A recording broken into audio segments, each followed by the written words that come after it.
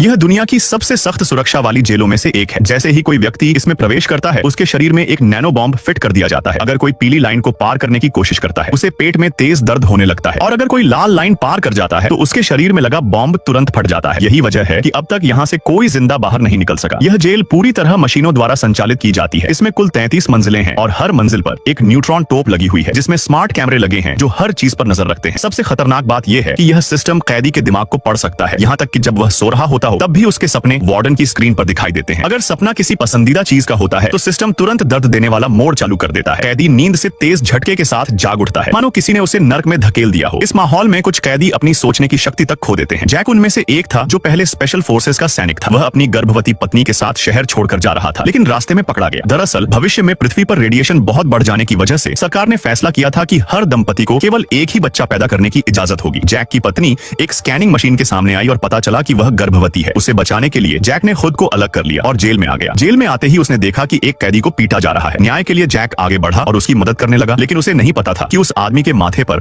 8 बिंदुओं वाला टैटू है जो केवल सबसे खतरनाक अपराधियों को दिया जाता है। वह आदमी बहुत ताकतवर था और जैक उसे हरा नहीं सका। शुक्र है कि कैमरे ने सब रिकॉर्ड कर लिया और अलार्म बज उठा। इसके बाद तीनों को लेजर बार वाली एक पिंजरे में बंद कर दिया गया। अगर थोड़ा भी हिले तो लेजर से जल जाए। सिस्टम ने पूछा कि झगड़ा किसने शुरू किया था, लेकिन कोई जवाब नहीं दे रहा था। तब जैक आगे बढ़ा और खुद को दोषी ठहराया। उसे वार्डन के ऑफिस ले जाया गया, जहां उसे पता चला कि उसकी पत्नी को भी किसी दूसरी जेल में रखा गया है। यह सुनकर जैक बेचैन हो गया और अपने साथी से पूछा कि महिलाओं को कहां रखा जाता है। ठीक उसी क्षण वही गुंडा पीछे से अचानक हमला कर उस पर टूट पड़ा और मारने लगा। वार्डन सब देख रहा था, लेकिन कुछ नहीं बोला, बल्कि उसने पुल हटा दिया ताकि लड़ाई और भड़क जाए। लेकिन जैक ने उसकी कमजोरी पकड़ ली और उसे हरा दिया। अब वह गुंडा पुल से लटक रहा था और वार्डन ने जैक से कहा कि उसे नीचे फेंक दो। जैक कुछ पल रुका, फिर उसे बचाने की कोशिश करने लगा। यह पहली बार था जब किसी ने वार्डन के आदेश का पालन नहीं किया। वार्डन गुस्से से आग बबूला हो गया और उस कैदी को मारने का ऑर्डर दिया। न्यूट्रॉन तोप से निकली गोली ने उसकी छाती को छलनी कर दिया। उसी पल जैक ने मौका देखकर पास पड़ा एक बॉम्ब छिपा लिया। इसके बाद वार्डन ने जैक को एक ऐसी मशीन से बांध दिया जो 360 डिग्री घूमती थी और उस पर लगातार 3 दिन तक प्रयोग किए गए। इसी बीच वार्डन ने जैक की पत्नी को अपने ऑफिस बुलाया, लेकिन उसने जैक को धोखा नहीं दिया, बल्कि वह जैक की मदद करने का रास्ता ढूंढने लगी। एक दिन उसने एनेस्थेटिक और शराब मिलाकर वार्डन को पिला दी। वार्डन ने फिर जैक के दिमाग को स्कैन किया और उसकी यादों में घुसने लगा। जैक ने सपने में खुद को बचपन में एक गड्ढे में फंसा देखा। फिर उसकी पत्नी गड्ढे के किनारे पर झुककर हाथ बढ़ाती है, लेकिन जैसे ही छोटा जैक उसका हाथ पकड़ता है, जैक हकीकत में जाग जाता है। उसे यकीन हो गया कि उसकी पत्नी अभी जिंदा है और यह उम्मीद उसके जीने का फिर से कारण बन गई। अब कैदी उस बॉम्ब को ध्यान से जांचने लगे जिसे जैक ने चुपके से उठा लिया था। इधर जैक की पत्नी ने वार्डन के कंप्यूटर से जेल का नक्शा निकाला और जॉन को दे दिया। उन्होंने लेजर स्कैनिंग के बीच से निकलने का रास्ता ढूंढ लिया, लेकिन बाहर निकलने का केवल एक ही रास्ता था और वह तब तक बेकार था जब तक शरीर में लगा बॉम्ब न निकाला जाए।